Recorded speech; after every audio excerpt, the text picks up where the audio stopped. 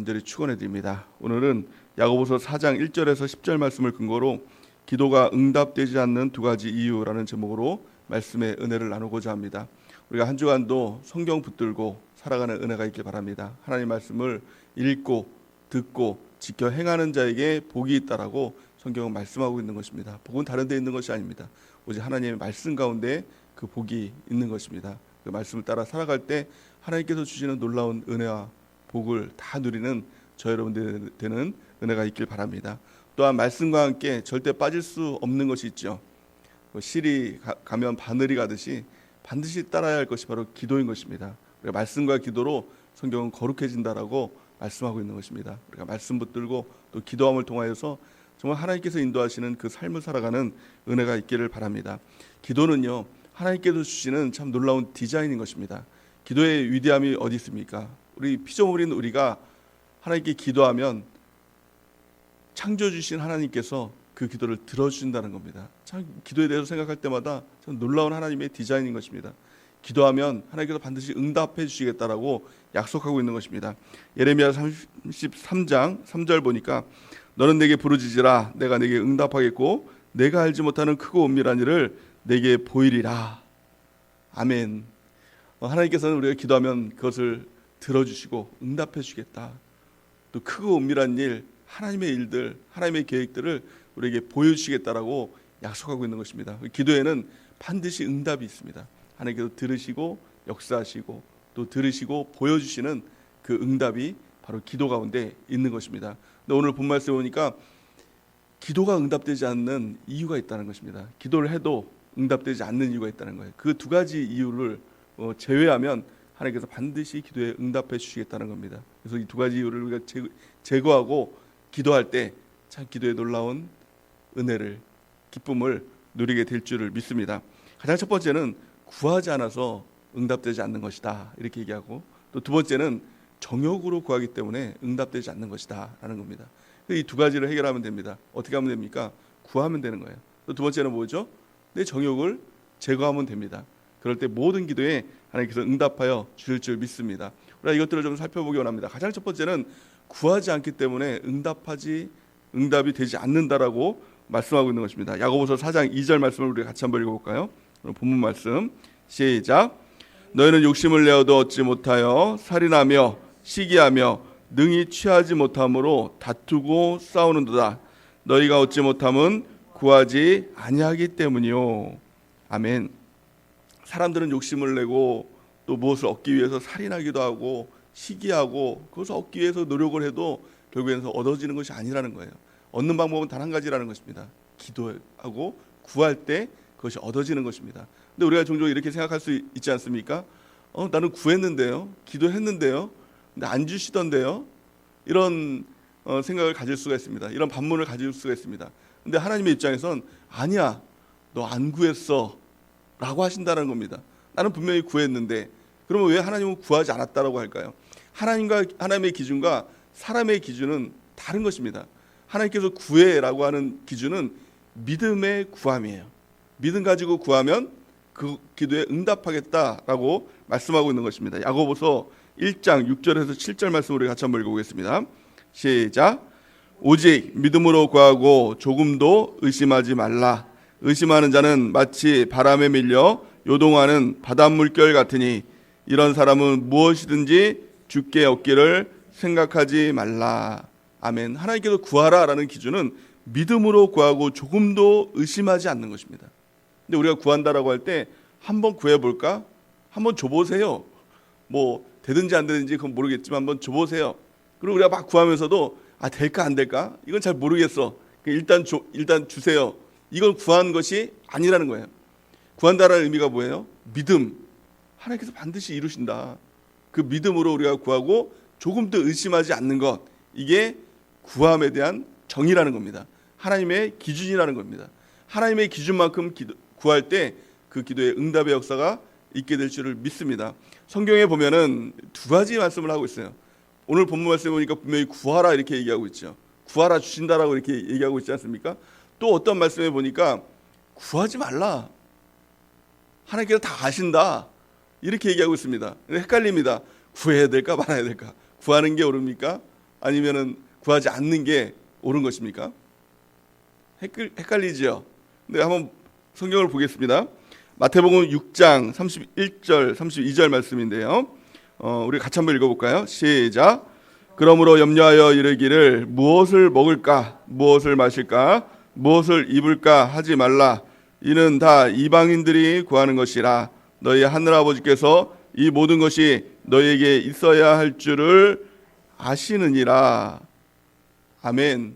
여기 이 말씀에 보니까 구하지 말라고 분명히 말씀하고 있죠. 근데 여기 구하지 말라고 하신 말씀에 한 단어가 눈에 띕니다. 그게 뭐냐면 염려예요. 염려로 구하는 것은 다 이방인들이 구하는 기도다라는 겁니다. 그러니까 염려로는 구하는 것이 아니라는 겁니다. 이방인들은 무엇을 먹을까, 무엇을 마실까. 그러니까 우리가 염려를 가지고 기도하는 것은 이것은 기도도 아니라는 거예요. 그러니까 이런 기도는 다 쓸데없는 기도가 된다는 거예요. 무슨 말입니까? 그것은 이방인들, 세상 사람들이 구하는 기도라는 겁니다. 잘 보세요. 우리의 믿음이라는 게 뭐라고 했습니까? 담임 목사님께서 끊임없이 지금 말씀하고 있는 게 믿음이라는 것이 뭐라고 했어요? 땅이 바뀐 것이라고 했습니다. 아니, 나라가 바뀐 것이라고 했죠. 나라가 바뀐 거예요. 그러니까 세상 나라에서 하나님 나라로 바뀐 겁니다. 근데 우리가 여전히 세상 나라의 방식으로 세상 나라에서 구하고 있는 거예요. 이방인들의 모습으로 염려하면서 구하고 있는 거예요. 그러니까 나라가 바뀌지 않으면 기도해도 소용이 없다는 겁니다. 더 중요한 건 뭐예요? 기도보다 더 중요한 것은 나라가 바뀌는 겁니다. 나라가 바뀌어서 하나님의 이 법으로 바뀌었다. 말씀의 법으로 바뀌었다. 또 하나님께서 공급하여 주신다. 이 믿음을 가지고 구할 때 기도에 응답이 있다는 겁니다. 그래서 하나님께서 먼저 구하라고 하는 것이 뭐예요? 한번 볼까요? 마태복음 6장 33절 그 다음 말씀 있죠. 우리 같이 한번 읽어보겠습니다. 시작. 그런즉 너희는 먼저 그의 나라와 그의 의를 구하라. 그리하면 이 모든 것을 너희에게 더하시리라. 우리가 구해야 될 것은 뭐예요? 나라가 바뀌는 것. 하나님 나라의 백성으로 천국 시민으로서 구할 때 모든 것을 더해 주시는 하나님의 은혜가 있게 될 줄을 믿습니다. 그래서 하나님 나라의 백성은요, 염려가 없는 것입니다. 하나님께서 반드시 들어주시기 때문에 하나님께서 통치하시고 하나님께서 일하시는 것이 하나님 나라 아닙니까? 하나님께서 반드시 일하시는 것, 이것이 바로 하나님 나라인 것입니다. 기도할 때도 담대하게 하나님 나라 이것을 구할 수 있지 않습니까? 그걸 구하면 반드시 주시는 것입니다. 천국 시민으로서 여러분들 하나님께 기도하고 얻는, 응답받는 주의 백성들의 은혜가 있기를 예수님의 이름으로 간절히 축원해 드립니다. 하나님께서 이미도 다 하신다라고 말씀하고 있어요. 그럼에도 불구하고 우리 가운데 하나님 끊임없이 구하라, 기도하라, 끊임없이 이렇게 재촉하시는 이유가 뭘까요? 기도를 통해서 무엇인가 이루어지고 응답받는 것보다 더 중요한 일이 있기 때문에 그렇습니다. 무엇입니까? 기도를 통해서 우리는 하나님을 만나는 것입니다. 하나님과 교제하게 되는 것입니다. 또 하나님의 그 선하심을 맛보아하는 것입니다. 기도하기 전에는요, 하나님은 이러신 분, 하나님은 저러신 분 다 지식으로 알지요.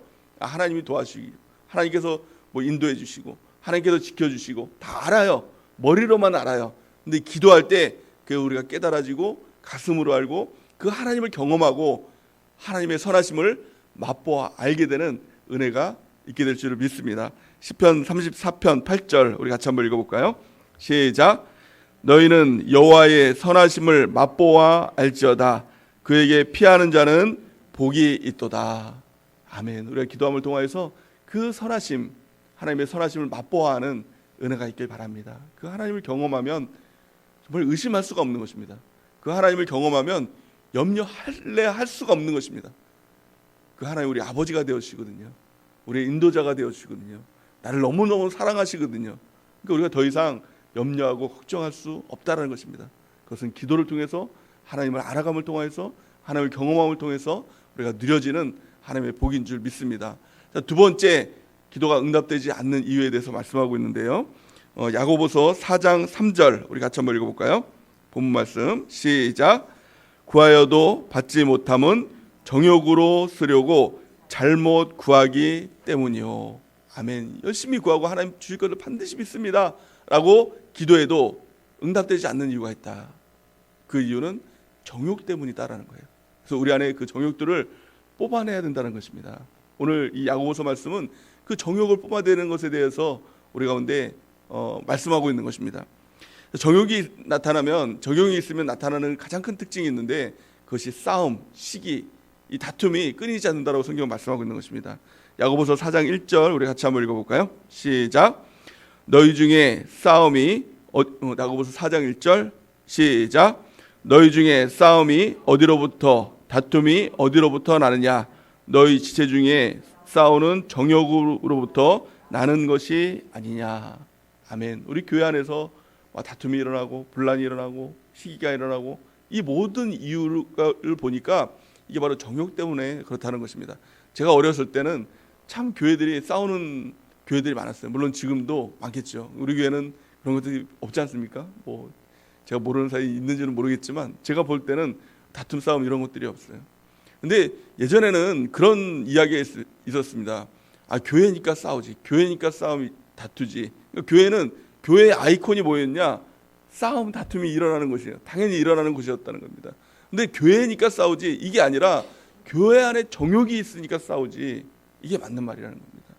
그러니까 이 정욕들이 없어져야 되는 거예요. 교회 안에서는요. 정욕이 있으면 기도해도, 아무리 기도해도 그 기도는 응답받지 못한다라고 성경은 말씀하고 있는 것입니다. 그럼 정욕이 무엇입니까? 오늘 본 말씀은 우리에게 가르쳐주고 있는데요. 야고보서 4장 4절 우리 같이 한번 읽어볼게요. 시작. 가늠한 여인들아, 세상과 벗된 것이 하나님과 원수됨을 알지 못하느냐? 그런즉 누구든지 세상과 벗이 되고자 하는 자는 스스로 하나님과 원수되는 것이니라. 아멘. 정욕이 뭐냐면 세상과 벗되는 것이에요. 그러니까 쉽게 말하면 정욕은요, 세상입니다. 그러니까 세상이 교회 안으로 들어오면 세상의 방법, 세상에서 얻고자 하는 그 시도, 그것들이 들어오면 그것이 정욕이 일어나게 되고 결국에는 그것을 통해서 싸움과 시기와 다툼이 끊이지 않는 교회가 된다라는 것입니다. 정욕들을 뽑아내야 되는 것입니다. 또 요한일서 2장 15절에서 16절은 다르게 말씀하고 있는데요.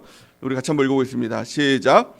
이 세상이나 세상에 있는 것들을 사랑하지 말라.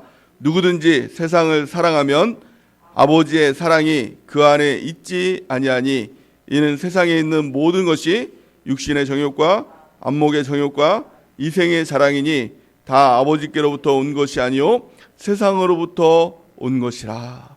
아멘. 이 세상이나 세상에 있는 것들을 사랑하지 말라 이렇게 말씀하고 있죠. 누구든지 세상을 사랑하면 아버지의 사랑이 그 안에 있지 않다라고 하는 것입니다. 또 세상에 있는 것이 뭡니까? 육신의 정욕, 안목의 정욕, 이생의 자랑, 이것입니다. 우리가 교회 안에 있으면서도 이 육신의 정욕 때문에, 또 이 보는 것, 안목의 정욕 때문에, 또 이생의 자랑하는 것 때문에 이 교회가 이게 무너져가는 거고, 이 교회가 이 세상에 물들어가는 것이고, 또 교회에서 기도하면 하나님께서 반드시 응답하고 한다라고 말씀하고 있는데 그 응답이 중지되는 것입니다. 그래서 이 정욕을 뽑아내지 않으면 그리스도인의 능력이 나타나지 않는 것입니다. 교회의 능력이 나타나지 않는 것입니다. 그래서 우리가 먼저는 기도하기 전에 이 정욕들을 다 뽑아내야 된다는 것입니다. 그래서 오직 하나님 나라의 백성으로, 천국 시민으로서 이 정결한 마음으로 하나님 앞에 기도할 때 그 기도는 100% 응답되는 하나님의 기도가 될 줄을 믿습니다. 그렇다면 어떻게 하면 그 정욕들을 뽑아낼 수 있을까요? 우리 성경은 오늘 본 말씀은 4가지로 우리에게 설명하고 있습니다. 가르쳐주고 있습니다. 가장 첫 번째는 겸손하라는 겁니다. 자, 야고보서 4장 6절 말씀을 우리 같이 한번 읽어볼까요? 시작. 그러나 더욱 큰 은혜를 주시나니 그러므로 일렀으되 하나님이 교만한 자를 물리치시고 겸손한 자에게 은혜를 주신다 하였느니라. 아멘. 하나님께서는 이렇게 말씀하고 있는 것입니다. 너희가 정욕으로 구하면 그 기도는 이루어지지 않아. 그런데 뭐라고 말씀하고 있습니까? 그러나 더욱 큰 은혜를 주신다. 이렇게 말씀하고 있어요. 이 더욱 큰 은혜가 무엇입니까?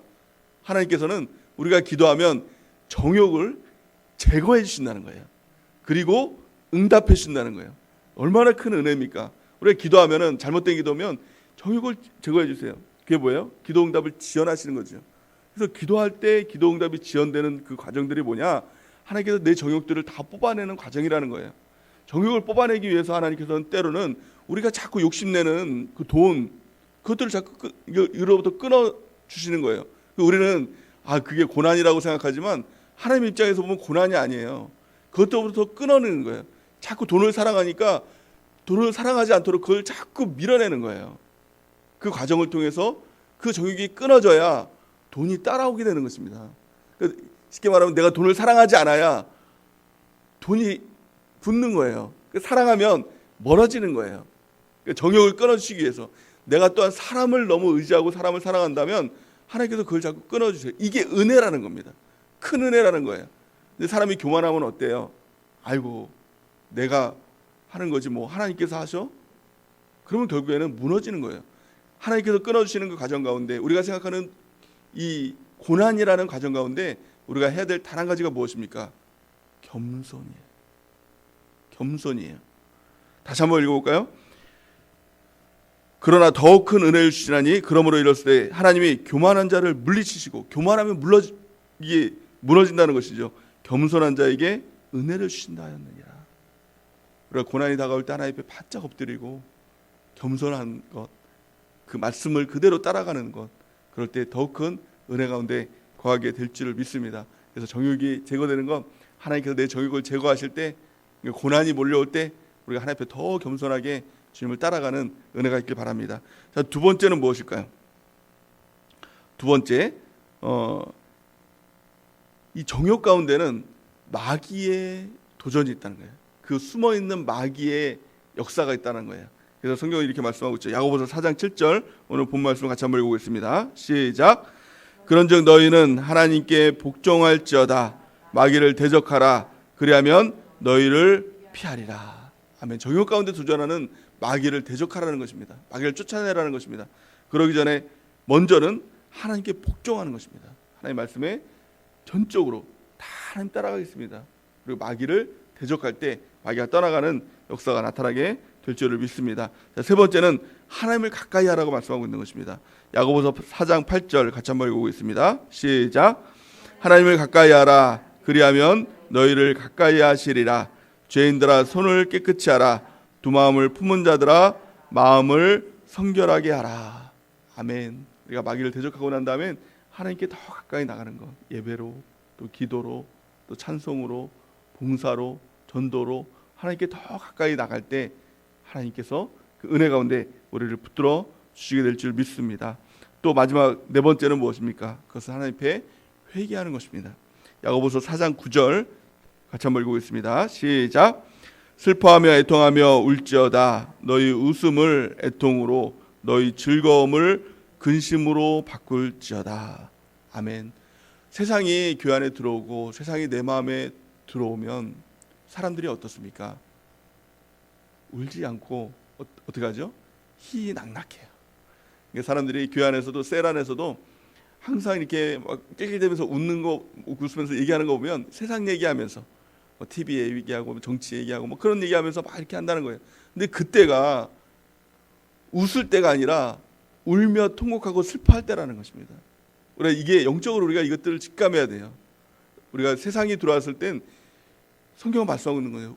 울며 애통하라고, 너희 즐거움을 근심으로 바꾸라고 이렇게 말씀하고 있는 것입니다. 이게 회개인 것입니다. 하나님 앞에 회개하면서 하나님, 내 안에 세상이 들어왔습니다. 우리 교회 안에 세상이 들어왔습니다 하고 회개하고 울며 통곡하며 하나님 앞에 나가는 은혜가 있길 바랍니다. 그러면 하나님께서 일하시는 그 일들 가운데 전혀 새로운 날들을 약속하고 있는 것입니다. 사도행전 3장 19절 우리 같이 한번 읽어볼까요? 시작. 그러므로 너희 사도행전 3장 19절이 없나요? 그럼 제가 읽겠습니다.